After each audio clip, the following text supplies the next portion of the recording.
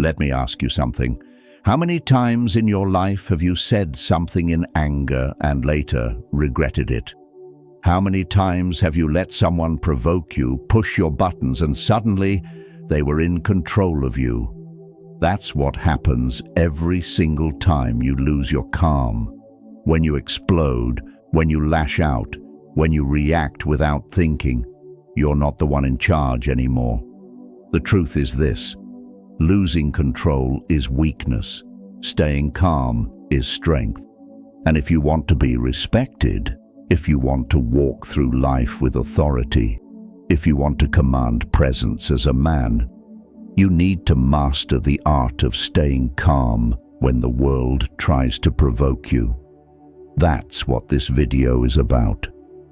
Today, I'm going to show you Stoic strategies to make sure you never lose control again. Practical, direct, simple, but powerful enough to change how you handle every situation. So let's get into it. Why losing control is weakness. Think about it. When you get angry at someone, when you blow up, who's actually in control? It's not you, it's them. They've just proven that they can control your emotions, your tone, your state of mind. It doesn't matter if you won the argument. If they can trigger you like a puppet, you've already lost. This is why the Stoics trained themselves in calmness. Marcus Aurelius said that a man who can't control himself is no better than a slave to his impulses, to his temper, to his passions. So the first step is recognizing this truth. Every time you lose your temper, you give away your power.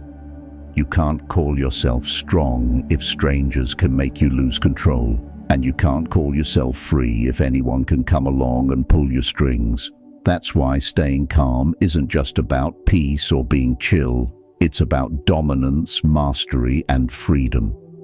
Now, let's get practical. Here are the strategies the Stoics used and how you can apply them today. 1. Create space before reacting. When someone provokes you, your instinct is to fire back instantly. That's exactly how you lose control. Instead, train yourself to create space. Take a breath, pause for 3 seconds. Let the wave of emotion pass before you answer. This short delay puts you back in charge.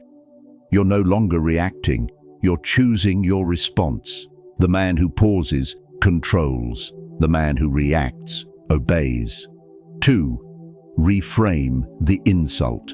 Most provocations are just words, and here's the truth. Words have no power unless you give it to them. If someone calls you weak, stupid, or useless, that's just sound. You're the one who decides if it becomes an insult. Reframe it. Think, that's just noise. That's their problem, not mine. When you stop giving meaning to words, nobody can control you with them. 3. Lower the stakes. A lot of times we lose control because we exaggerate the importance of the situation. You tell yourself, this is huge. I can't let this slide. But step back. Ask yourself, will this matter in a week, a month, a year? Most of the time the answer is no. So why throw away your calmness over something temporary and small? Lower the stakes. Protect your energy. 4. See the weakness behind provocation. When someone tries to provoke you, it's rarely about you. It's about them.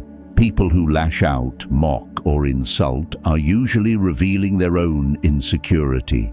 They're showing you where they feel weak. When you see that, you stop taking it personally.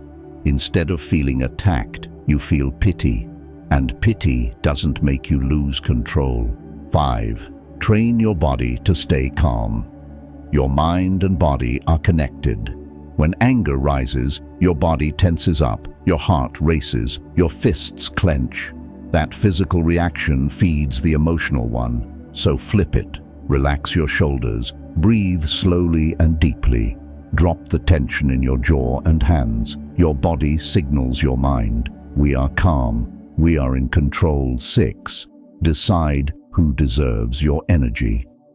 Not everyone deserves a response. Not every provocation deserves your attention. Ask yourself, is this person even worth my energy? Do they matter enough to get my reaction? Most of the time, the answer is no. A calm man knows his energy is valuable, and he doesn't waste it on clowns. 7. Turn provocation into practice. The Stoics trained daily, not in a gym, but in life. Every insult, every rude driver, every disrespectful co-worker, it's practice. Instead of getting annoyed, see it as a test. Here's another chance to train my calmness. You start to view provocations as opportunities, and that transforms frustration into fuel. 8. Anchor yourself in purpose.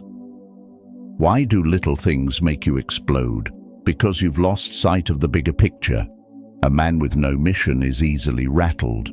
A man on purpose doesn't waste time with petty insults. He's too focused on where he's going. Stay anchored in your mission. The bigger your purpose, the smaller the provocations look. 9. Practice indifference.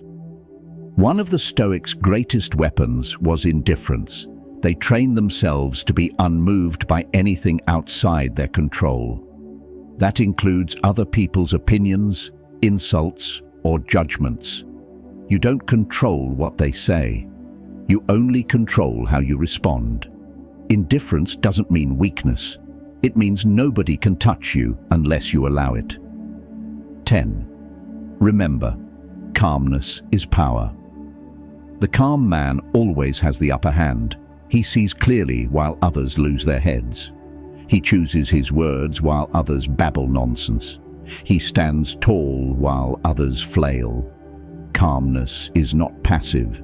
Calmness is not soft. Calmness is power. If you take nothing else from this, remember this.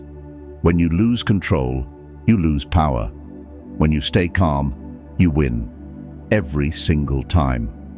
So the next time someone provokes you, remember the strategies. Pause, reframe, lower the stakes, see their weakness, relax your body, protect your energy, use it as practice, stay anchored in purpose, be indifferent. Master these and you'll never be a slave to anger again. You'll walk through life untouchable, respected, unshakable, unbreakable. Because the calmest man in the room is always the most powerful. If this message spoke to you, subscribe for more Stoic lessons and masculine mindset, and comment calm power, so I know you're one of the few building real strength.